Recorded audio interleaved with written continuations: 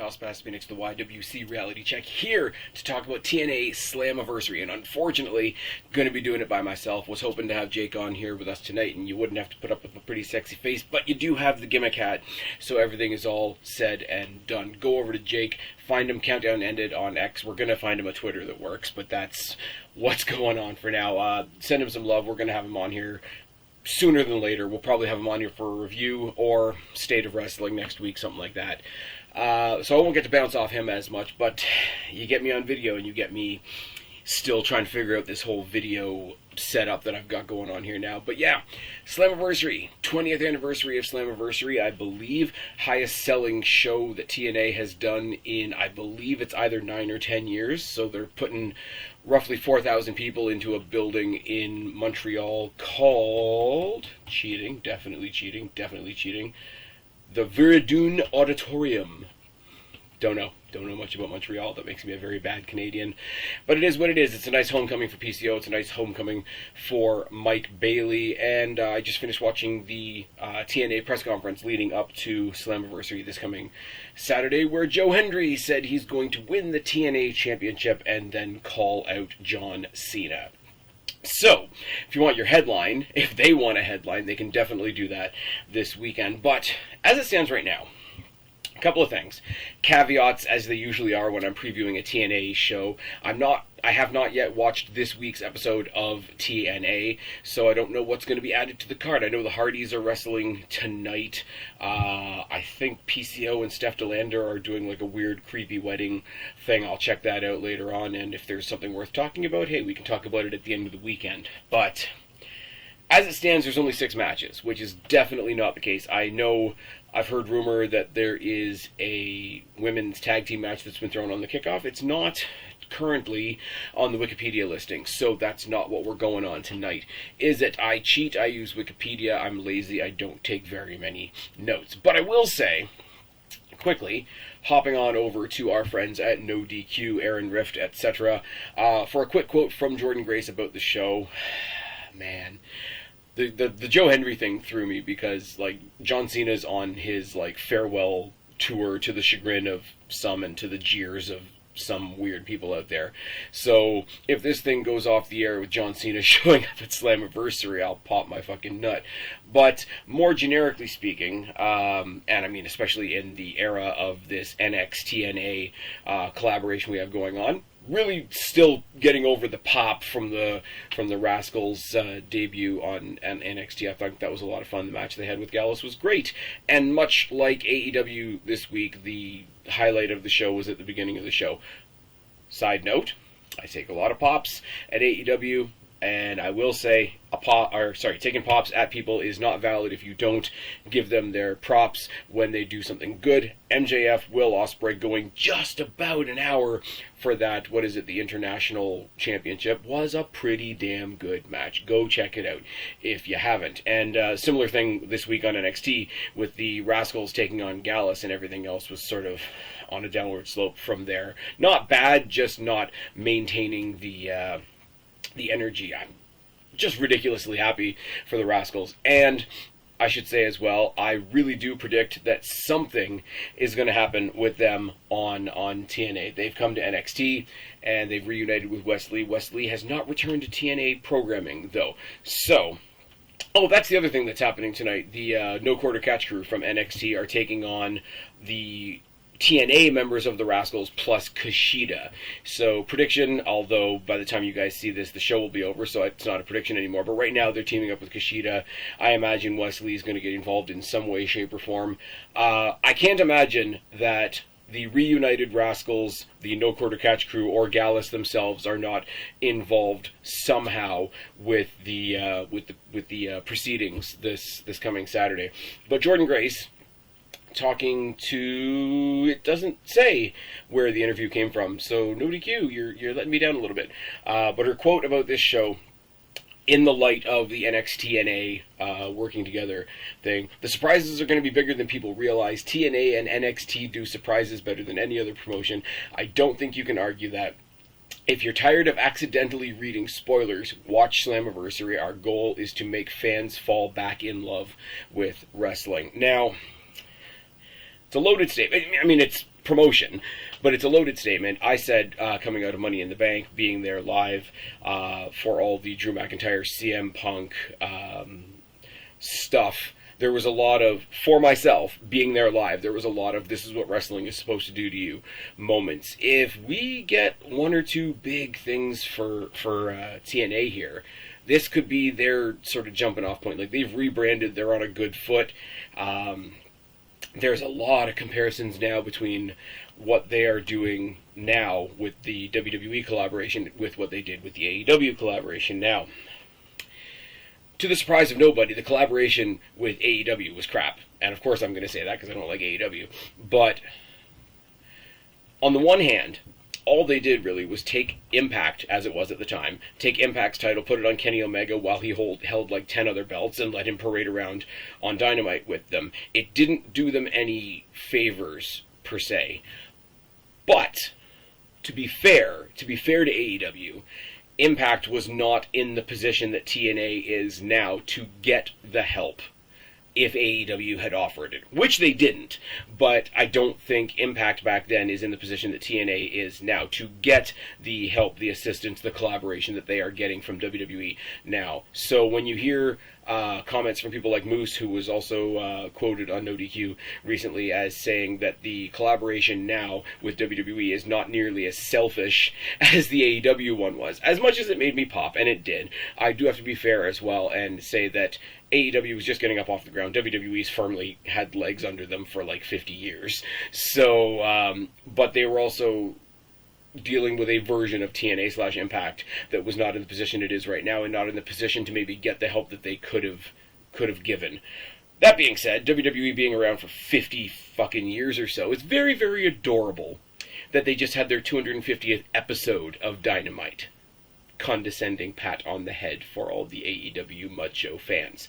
Carrying swiftly on. So those are your comments from people like Moose, from people like Jordan Grace. Moose talking about the club. And it's kind of funny to get such high praise from Moose, because you figure Moose would have been on NXT television by now, because they did the Jordan Grace, Roxanne Perez champion versus champion thing. I thought it would have been a layup to have maybe Trick Williams versus Moose in the sort of the men's division. We've seen an infusing of the factions with, like I said, the Gallus, the Rascals, the No Quarter Catch crew. We've had several ladies going over and answering Jordan Grace's open challenges as well. We had Kazarian and Joe Hendry in the Battle Royal not too long ago. We had Joe Hendry teaming up with Trick Williams to take on Team Canada, as I've called them.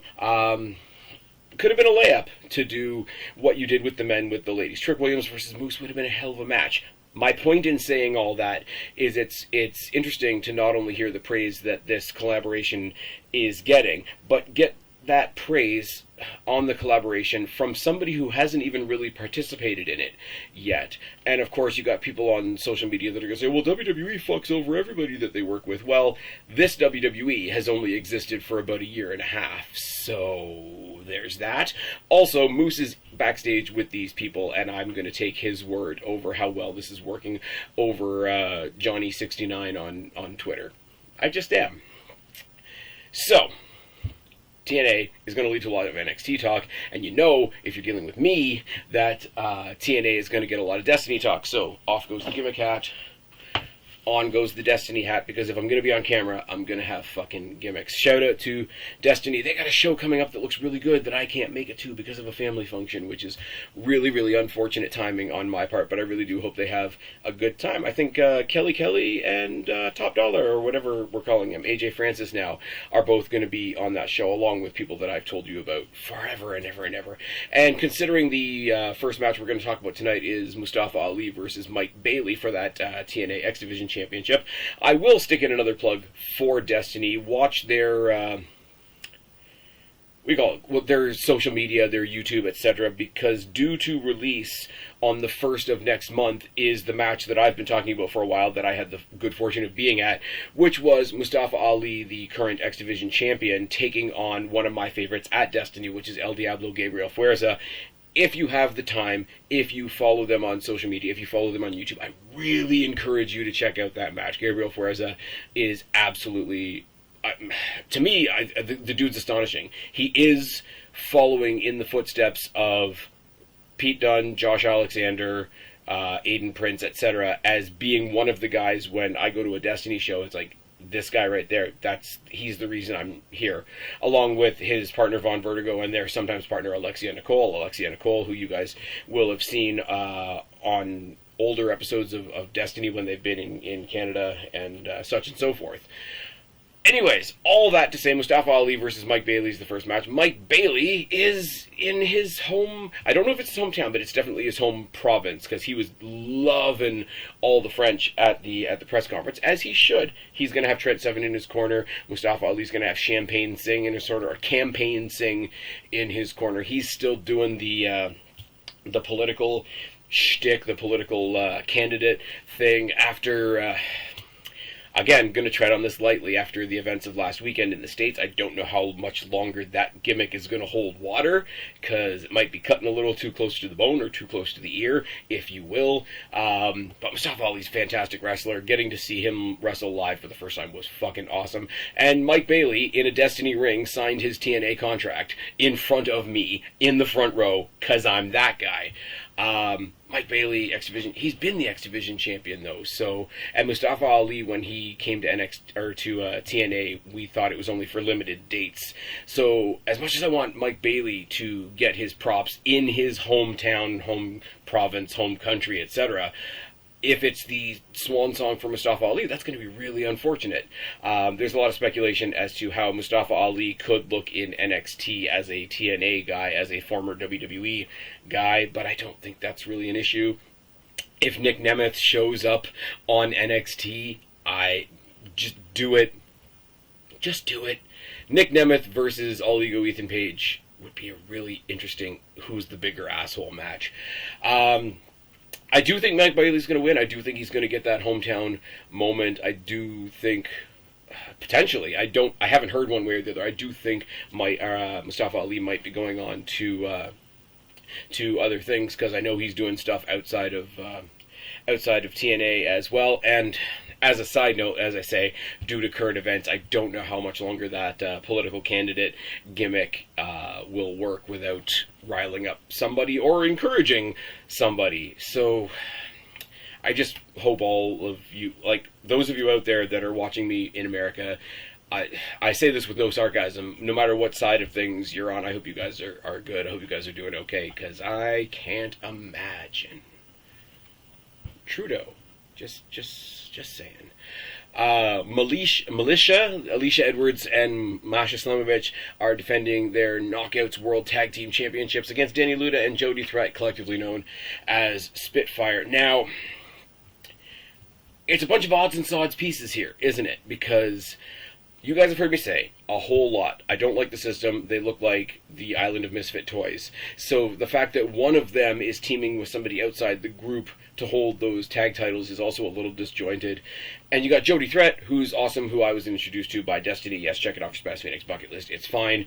And Danny Luna, who not only did I see at the most recent Destiny event that I was at, but also who is part of Subculture, which is entirely separate from the Jody Threat thing. So from a booking point of view, it's very divided attentions, divided loyalties, divided alliances, I guess you could say. But there's no way the match is going to be bad. Masha Slamovich is a lot of fun. I still don't know where Killer Kelly is. I like Killer Kelly. It's a bummer that she's not on our TV screens. Alicia Edwards is fine, and I know that makes me sound like an asshole, but she's not the one I'm watching in this match. Danny Luna's great. Jody Threat is great. Danny Luna and the rest of the members of Subculture came to Destiny to take on who were, for the night, known as the Cool Kids of Destiny, which was the aforementioned Gabriel Fuerza, Von Vertigo, and Alexia Nicole. So, if and when that match gets released onto YouTube, I will be plugging it to you guys as well. Spitfire are a fun team. Militia are two heels that don't have any reason to get along, so yeah, they're probably going to fuck each other over. Just saying. AJ Francis with Rich Swann in his corner because they're first class now. Still don't know how I feel about that, but it is what it is. Taking on another hometown boy, PCO. This is just going to be big guys slamming into each other. It's for the TNA Digital Media Championship, which is their version of like the TV Championship or Zack Ryder's Internet Championship. But it's also for the Canadian International Heavyweight Championship, which apparently is a representative title of Lutte Internationale. If I could tell you what that is, I would, but I'm not a pretender. It's fine. Big dudes slamming into each other, and AJ Francis is really funny. And PCO speaking normally like a totally normal person at the press conference is jarring. I'll put it that way. PCO as a digital media championship championship holder would be just funny. And again, as I say, if he's going to pick up a local Montreal Feds title as well, I'm sure there's some homegrown there's our boy type stuff to that as well. So I'm going to go with PCO on that one. We're going to get 2 back-to-back hometown victories in my personal predictions / booking. The system, I've run out of ways to say that I like each individual wrestler in the system, but I could not care less about the system. Brian Myers and Eddie Edwards taking on ABC, Ace Austin and Chris Bay. Ace Austin and Chris Bay, just behind the Rascals. Another team I would love to see pop up in NXT, because ABC would be a phenomenal opponent for Axiom and Nathan Frazier. I think that would be a lot of fun. Or you throw Rascals in there as well. It could be a great team. Or MSK is what they're called when they're the tag team. I think it's cool. I'm going to go over old points here for a second. The Rascals reunion on NXT. Wesley was in danger of leaving NXT and didn't, storyline-wise. Zachary Wentz finally vindicated, finally justified, because he got fucked out of his job. Yes, he did. He made his return to NXT. And Trey Miguel, who, again, I was introduced to by Destiny Wrestling as their Next Generation champion, made his debut in NXT. You also got MSK back together, which was an NXT tag team, and you got the Rascals back together, which is a TNA faction. The layers of that story and just how fun it was is phenomenal. There's no other word for it. I watched their entrance to open up NXT 3 or 4 times after the show was over, just because it's just a feel-good thing. And Gallus are a bunch of grumpy assholes, so they were the perfect team to get beaten by them. I suppose I like the ABC. Ace Austin, Chris Bay, put the titles back on them. Have them go champions for champions with... oh, no, they're not. Wow. Oh, no, they're not. Are they? Did they win? Yeah, they won. Anyways, have them go champions for champions in NXT. It'd be a lot of fun. Or just have them go for Frazier and Axiom. Anyways. Or put Javon Evans with Trick Williams again and have them have a match. Any one of those combinations works. Or get a group of 5 NXT guys together and put them up against ABC and the Rascals. There's a lot of fun, high-fly, and feel-good wrestling that could happen there. Put the belts back on ABC because I don't like the system. Moving swiftly on. Jordan Grace taking on Ash by Elegance. Another multi-prong thing here, because anybody could come out and attack Jordan Grace. Anybody from NXT could come out and attack Jordan Grace. The story was built partially in NXT at Battleground when she had her match with Roxanne Perez. It's been built on TNA with Ash by Elegance coming out with the personal concierge, who I know as George the Iceman Menzies, again, from Destiny. The last Impact show took place in Mississauga at the Don Koloff, and I got to sit and watch the main event with Iceman, now known as the great concierge, or the personal concierge. He's a really cool dude in real life, not to break any kayfabe or whatever like that, but he really is. And Dana Brooke, Ash by Elegance, is somebody who went criminally under-recognized and underappreciated by both WWE and the fans. Let's be real for a second. She got branded as just another Barbie doll by the asshole fans for a long time. So I really want this match to be fun. I really want this match to be a show what you can do thing. I really did like the whole mentor thing she was doing with Kalani Jordan, and the fact that Kalani Jordan now, as the Women's North American Champion in NXT, has adopted some of Dana Brooke's old moves, and it could just be written off as, you know, they both have gymnastics backgrounds, so of course she would. But it's nice to think that there's a little hand-me-down there. To say nothing of the fact that Jordynne Grace is fucking phenomenal. Rumors are circulating about her contract being up in January. I'm not a dirt sheet guy, but the idea of seeing Jordynne Grace like at a WrestleMania, or if she decides to go the other way at an All In or an All Out, is pretty fantastic. I've said it a lot. My prime example was Deonna Purrazzo. I wish we had gotten Deonna Purrazzo in WWE/NXT. I really do, because I'm not really an AEW guy. But even me saying that, it was still pretty cool to see her show up on AEW. First of all, when she was the ROH champion, to hand it over on that one-off episode of Dynamite, but then when she finally signed with AEW, because she got a bigger stage, and I thought she deserved a bigger stage. And with absolutely no insult intended to TNA, Jordynne Grace is a gigantic character, and you guys know, ever since the Rumble, ever since they went face-to-face backstage after the Rumble, I need a Jordynne Grace versus Rhea Ripley match in my life. I just do. It's going to be a really cool night for Ash by Elegance / Dana Brooke. Big, huge fan. Happy for her. Do not think she's winning, though. Just saying. Unless, like I say, there's run-ins from NXT women, from other, TNA women. They do run the risk. If I'm watching a TNA match and I'm wondering who from NXT is going to run in, it does kind of overlook the rest of the TNA roster, and I'm aware of that, and I'm trying to be cognizant of that as well, because I do like this crossover thing, but there are pitfalls to it as well. I think they've balanced it really well so far.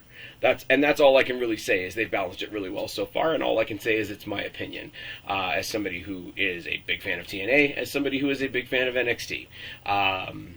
I think they're a perfect match. I still think they're a perfect match. I said it when Jordynne Grace popped up for the one-off with Roxanne Perez, and I'm still saying it now. Still like it. It is what it is. Main event. Moose. Josh Alexander. Josh Alexander, long-time Destiny World Champion as well. That's how I was introduced to Josh Alexander. Steve Maclin was our champion recently.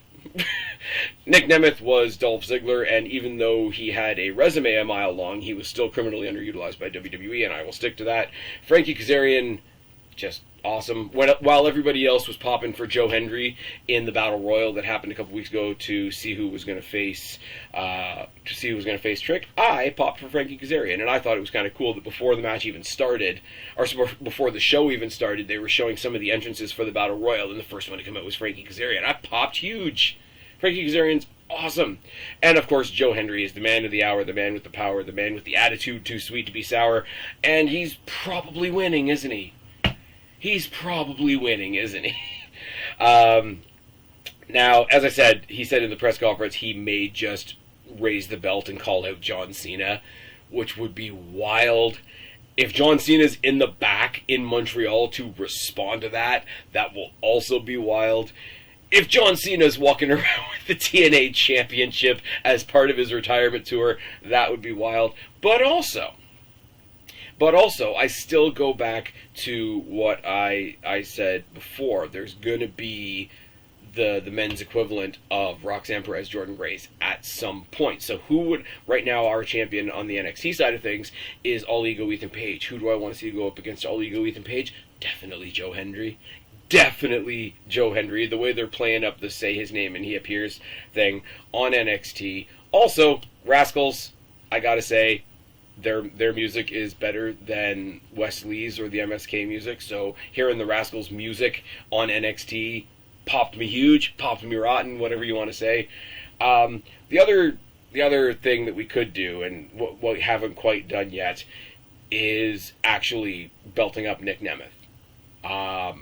From the sounds of it, from the way I feel about this show going in, probably Joe Hendry, but Nick Nemeth being the champion, Nick Nemeth possibly calling out John Cena, Nick Nemeth going up against All Ego Ethan Page wouldn't hurt my feelings either.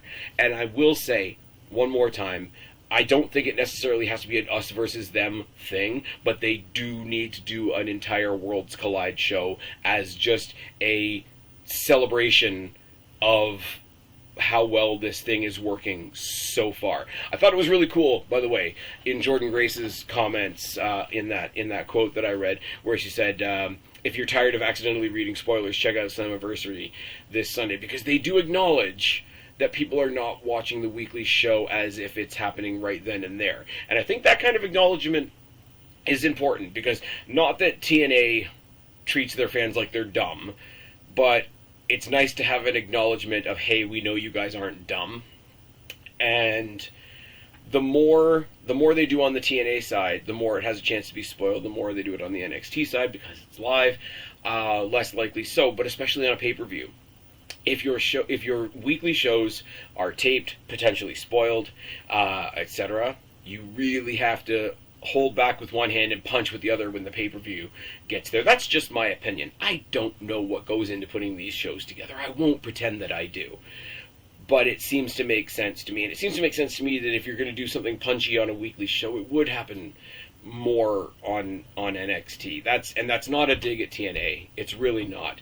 But it's just the way things are right now. Hopefully, eventually they go week to week. I don't know what goes into that negotiation, conversation, whatever. I don't know if they even want to do that. I don't. I wish that I wasn't flipping from streaming service to YouTube to whatever to try and find them week to week. I wish I could turn right now. Right now, WWE is on Sportsnet 360, whether it's Raw, SmackDown, or NXT. It's on Sportsnet 360. I wish I could pop on Sportsnet 360 on a Thursday night and not have to go through all the hoops right now to get my TNA stuff, because as much as I'm hit and miss with catching it week to week, I would 100% jump on board and do more of this kind of stuff if it was as simple as turning on the TV. Here we go. Here's the conspiracy theory. WWE has a deal with Netflix coming in January, which means they'll have Raw on Monday. They'll have SmackDown on Tuesday. They'll have Raw on Monday, SmackDown on Friday, NXT on Tuesday. What if they bring TNA into that Netflix deal and say, hey, Netflix, why don't you throw these guys on a Wednesday? Oh, yes. Anyways, this show looks like it's going to be a lot of fun. Really cool that it's up in Canada, even though it's not my part of Canada. Really cool to see that they're busting numbers, tickets-wise and all that kind of thing. Like I say, all the potential in the world for crossover stuff. Keep in mind as well, on the NXT side of things, we also have the impending debuts of Stephanie Vaquer and Julia. So wouldn't it be funny if their first appearance was representing NXT on a TNA show? Just putting it out there. I mean, Stephanie Vaquer made a match with Sasha Banks almost palatable, so imagine what she could do with somebody awesome like Jordan Grace. I'm just putting it out there. Anyways, I've been a sarcastic asshole for quite long enough. Let me know what you guys are looking forward to this coming Saturday. Are you watching Slammiversary? Are you going to the show? If there's anybody in Montreal that's going to this show, get in my comment section down below and let me know how it goes, just the kind of same way that I bragged about being at Money in the Bank and Heatwave and SmackDown and watching CM Punk do all of his fuckery. But I've rambled for quite long enough. I've been Spaz, your YWC reality check. Subscribe up there, talk down there, start a conversation, keep all these conversations going. Don't be a stranger. I will talk to each and every last one of you later, but for right now, I am tagging out.